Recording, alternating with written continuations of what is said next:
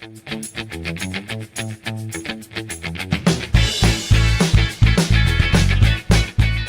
again! Have you ever seen a bong tree? Have you? Do you know what a bong tree is? No? Well, it's actually not real. It's a nonsense word. And today we're going to talk about nonsense words and poetry. There's a very famous 19th century English poet, and his name is Edward Lear. Edward Lear wrote a very famous poem called The Owl and the Pussycat. And today we're going to look at it together and talk about nonsense words in poetry. Let's go. As you listen to me recite the poem, try to imagine the animals in your mind. What do they look like? How do they feel? Try to make a movie of the poem in your mind. Now close your eyes and listen. The Owl and the Pussycat by Edward Lear. The owl and the pussycat went to sea in a beautiful pea-green boat. They took some honey and plenty of money wrapped in a 5-pound note. The owl looked up to the stars above and sang to a small guitar, "Oh, lovely pussy, oh, pussy, my love, what a beautiful pussy you are. You are, what a beautiful pussy you are." Pussy said to the owl, "You elegant fowl, how charmingly sweet you sing. Oh, let us be married, too long we have tarried, but what shall we do for a ring?" They sailed away for a year and a day to the land where the bong tree grows, and there in a wood a piggy-wig stood, with a ring at the end of his nose, his nose, with a ring at the end of his nose. "Dear pig, are you willing to sell for 1 shilling your ring?" Said the piggy, "I will." So they took it away and were married next day by the turkey who lives on the hill. They dined on mince and slices of quince, which they ate with a runcible spoon. And hand in hand, on the edge of the sand, they danced by the light of the moon. The moon, they danced by the light of the moon. There are 2 examples of nonsense words in the poem you just heard me recite. The first one is bong tree, which is an imaginary type of tree from Edward Lear's imagination. We don't know what this tree looks like because Edward Lear never drew a picture of it. But we know that it's not real.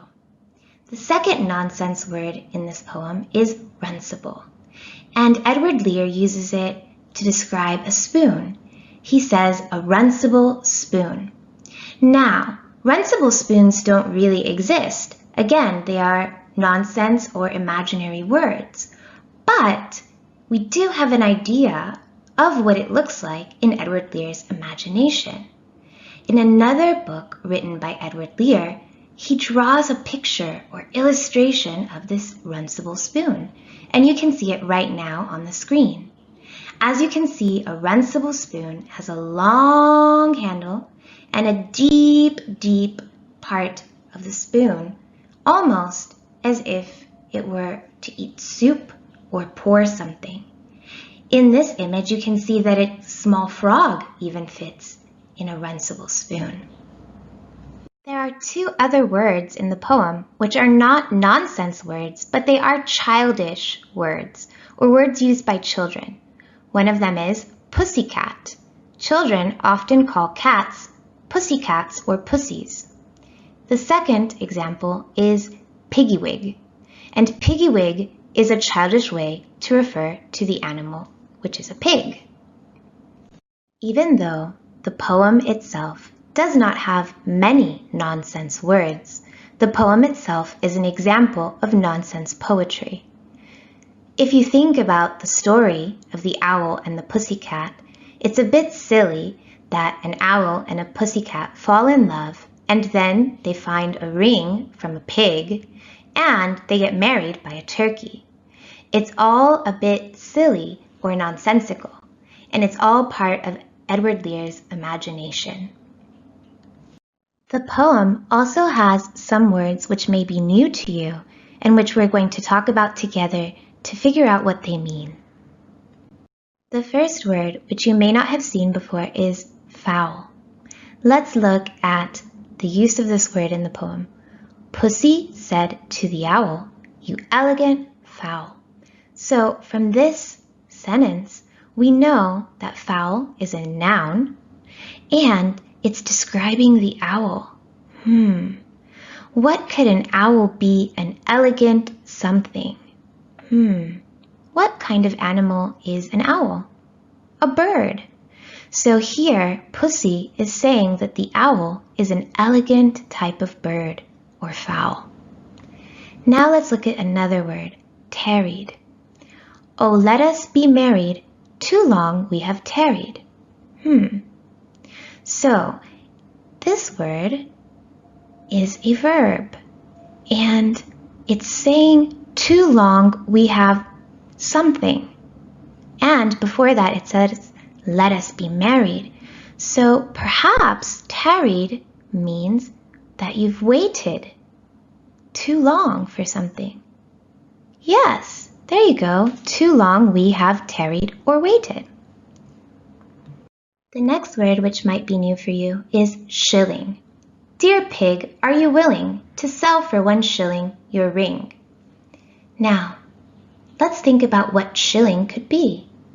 Well, if it's something that the pig is going to get for selling his ring, it's a type of money.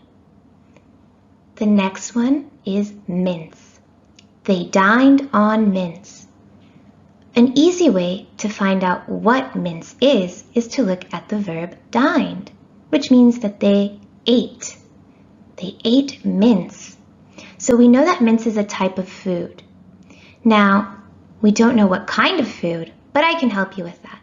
Mince is a type of beef that is cut into very, very, very tiny pieces. And next to mince, we have another new word, quince. They dined on mince and slices of quince, which they ate with a runcible spoon. So quince is also something that you eat, and that you can eat in slices, and that you can eat with a spoon. So quince is actually a fruit, and it's a fruit that's used to make a jelly or dessert that can be eaten in slices with a spoon.